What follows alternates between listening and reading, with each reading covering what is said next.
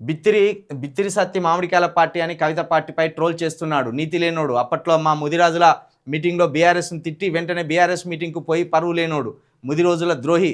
బిత్తిరి సత్తిని మీరు ఎందుకు సీరియస్గా తీసుకుంటున్నారు? బిత్తిరి సత్తిని ఎందుకు సీరియస్గా తీసుకుంటున్నారు? బిత్తిరి సత్తి ఒక కమెడియన్, జర్నలిస్ట్ కాదు, ఒక పొలిటీషియన్ కాదు, ఒక వ్యాపారవేత్త అంతకంటే కాదు. బిత్తిరి సత్తి ఒక కమెడియన్.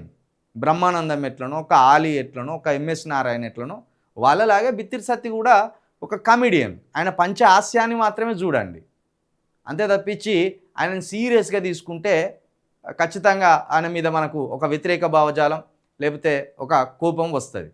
సరే, ఆయన కవిత గారి పార్టీని విమర్శించే ధోరణిలో కొంత సెటారికల్గా మామిడికాయల పార్టీ అని చెప్పిండు. కానీ ఆయన వేషధారణ చూసుకోవచ్చు, ఆయన హావభావాలు చూసుకోవచ్చు, ఆయన చేతులు ఇట్లా పెట్టే ఈ కథ చూసుకోవచ్చు. ఇంకా V6 నుండి బయట వాళ్ళే, ఆయన V6 నుండి బయట వాళ్ళే.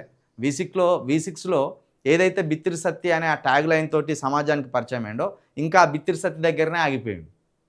అంత పేరు తెచ్చుకున్నప్పటికీ, సమాజంలో అంత పాపులారిటీ తెచ్చుకున్నప్పటికీ, అంత ఫేమస్ వచ్చినప్పటికీ, చిన్నపాటి సెలబ్రిటీగా ఎదిగినప్పటికీ ఇగో ఇది పోలే, ఇట్లనే ఉన్నది ఆయన.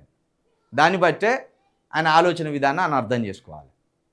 బిత్తిరి సత్తి జస్ట్ ఒక కమెడియన్, ఎక్కువగా ఊహించుకోకండి.